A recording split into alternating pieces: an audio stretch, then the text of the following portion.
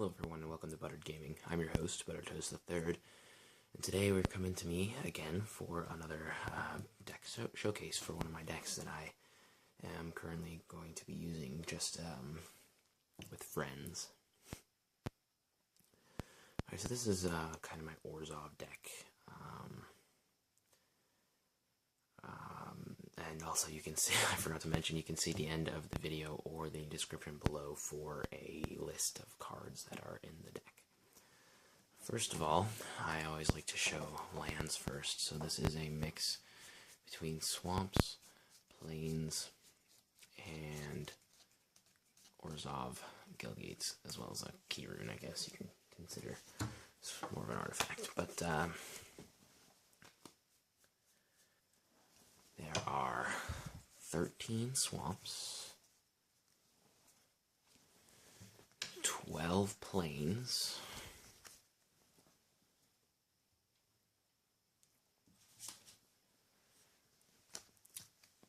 3 Orzhov Guildgates, and 1 Orzhov key rune, for a total of 28 actual lands and 29 if you count the key rune. Alright, so next let's go ahead and get into the instance sorceries, enchantments, and so on that are in the deck. I've changed it up since the last video, where I'll be showing commons, and then uncommons, and then rares, and then any mythics if I have them. This is way out of focus now. There we go. So we're going to start with an Angelic Edict, which are really nice in this deck. They are a little bit expensive, but with all that mana, it's okay. I've got 3 of them in the deck, so they're really nice for protecting my creatures, because my creatures never attack. And if you know anything about Orzhov, you'll know that they have the Extort ability, which is pay either a black or white mana, and you can, whenever you cast a spell, pay this mana to deal 1 damage to your opponent, and you gain 1 life. So that's pretty much the focus of the deck, is to get stuff like this, like spells and stuff where you can just extort, and then you want to extort as much as possible. So that's the... I didn't even talk about those. Those just exile creatures, so they're good for getting rid of stuff that's going to kill your creatures. That's where I was going with that. So we have 1 murder, so it's a pretty nice card for, because it's a 3-drop, which leaves a bunch of mana for extorting. You can just destroy a target creature, so again, that's good for getting rid of creatures that are about to kill your own creatures with this deck. So next we've got a Beckham Apparition here, which is a 1 mana drop, either white or black mana, for exiling a card from a graveyard, and you get to put a 1/1 white and black spirit creature token flying on the battlefield. Basically, the only reason I have this is because it's a really cheap instant that you can use and extort with it, and then you have a little 1/1 guy that you can block with, so that's pretty nice. So then we've got a Show of Valor here, which is a 2 mana drop for +2/+4 until end of turn. Again, good for keeping your creatures alive, and it is cheap, so you can extort it. Pretty good.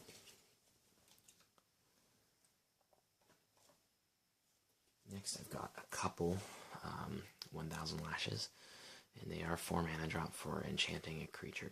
So as you notice, we are on the uncommons for this category. Anyway, so this is enchanting a creature, and enchanted creature can't attack or block, and its activated abilities can't be activated. And then at the beginning of the upkeep of enchanted creature's controller, that player loses 1 life. So again, it's good for extorting. It's relatively cheap. You can usually get at least 1 or 2 extort on it, and it's good for detaining their creatures so they can't be attacking you and getting rid of your creatures. So again, more of that save your own hide stuff. And then it has the extra bonus of making them lose a life every upkeep that they have it. So that's pretty nice there.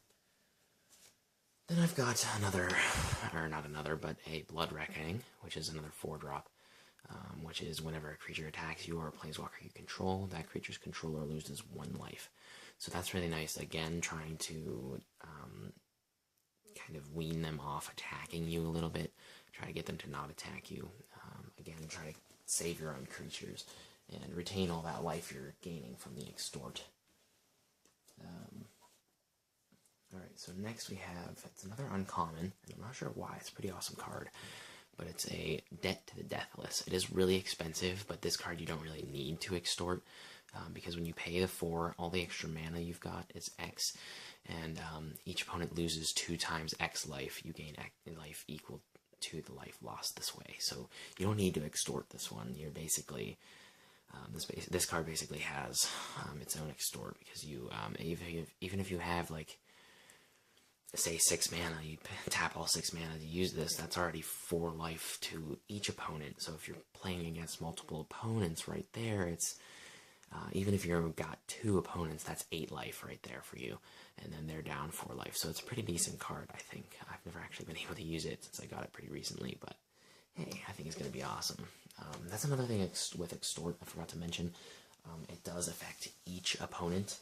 So if you're... this Orzhov deck is basically my table game deck, where if I have a bunch of opponents, this is the one I'd like to use. So we have an Obsidat's Aid, which is a 5 mana drop. So it's okay. This is a rare. I forget to look at the rarities. So it is a 5 mana drop, so it's a little bit expensive, but I can usually get maybe 1 Extort off of it. And you get to return target permanent card from your graveyard to the battlefield, which is good because if one of your creatures do die, you can get that back. So it has Extort, or I don't know what else.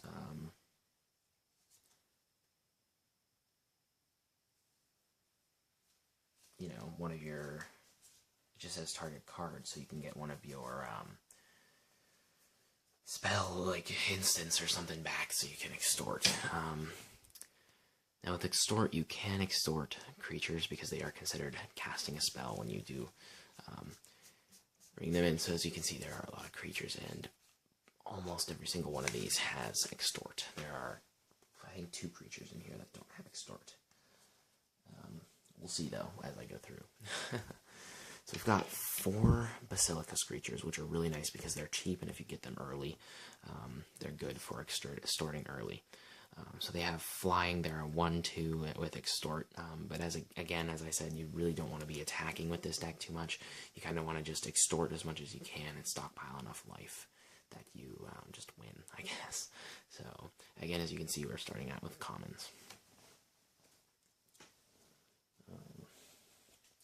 So then I've got 3 Kingpin's Pets, and they are 3 mana drops, so again, pretty good early for flying 2/2 with Extort, of course. So again, early Extort is pretty good for that kind of stuff. And the more creatures with Extort you get on the battlefield, the more Extort you can use. You can't use Extort on one creature more than once per spell. So you can only use it once per spell is what I'm trying to say there. I don't know if I was clear with that, but if you have more than 1 creature on the battlefield with Extort, you can Extort 1 spell twice, because if I had, for example, 2 Basilica guards, I could Extort once for this guy and once for this guy. So there's that. So Basilica guards, they're a 3-drop for, again, pretty good early for Defender 1/4. It's pretty decent for defending. If it will survive, it's pretty good to defend with these guys. For another Extort, of course.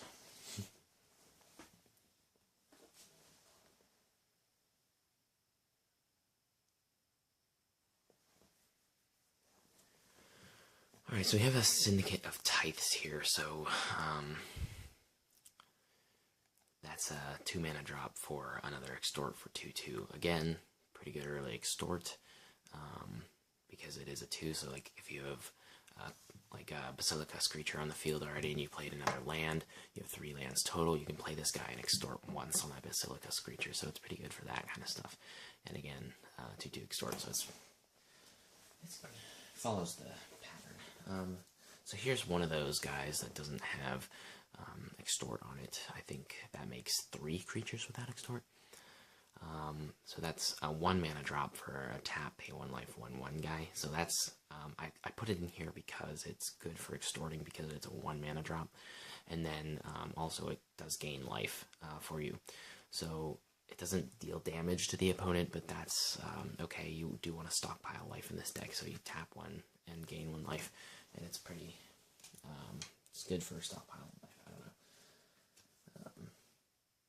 So then I've got so I think that's actually 4 without Extort on it. Jeez, racking it up. Alright, so we have a Tith Drinker here.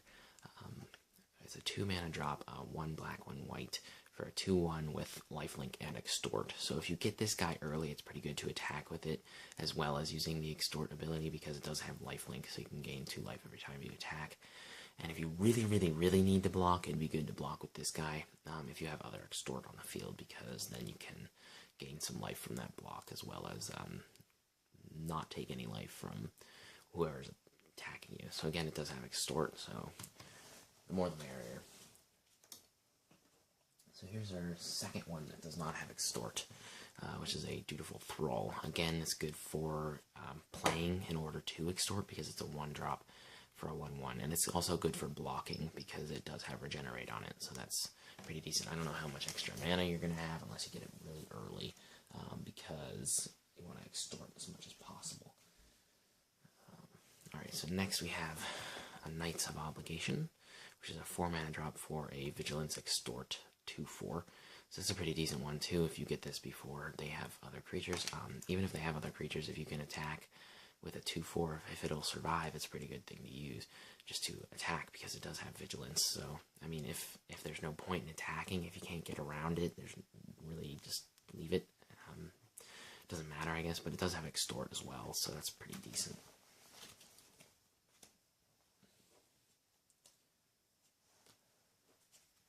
Alright. So next up comes the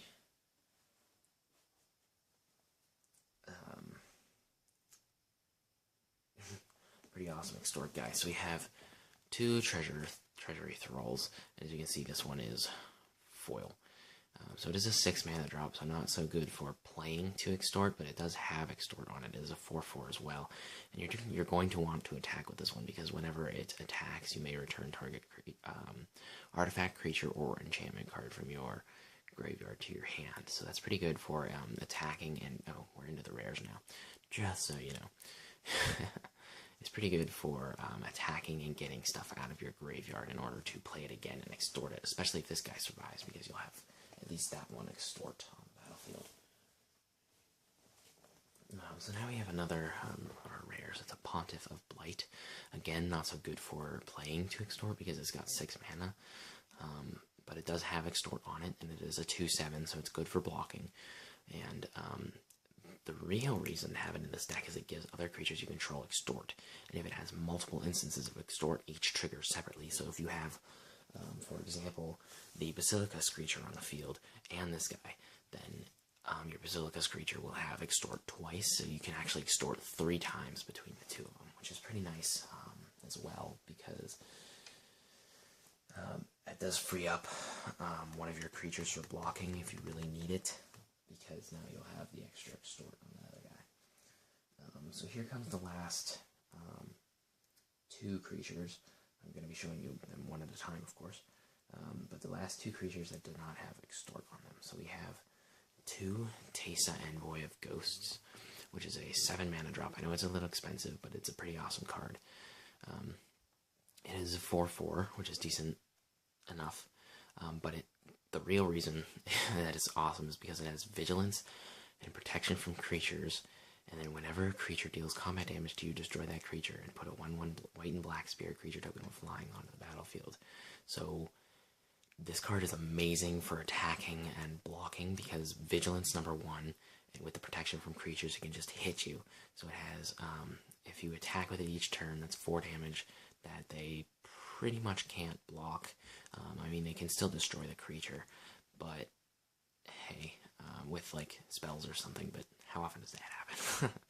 So Number 1, attacking each turn with the protection from creatures does allow you to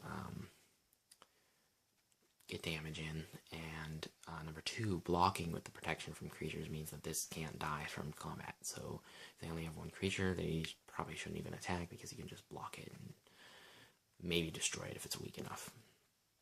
But even if they have multiple creatures and they do hit you with one of them, their creature is going to be destroyed. So pretty much pretty good incentive not to be attacking.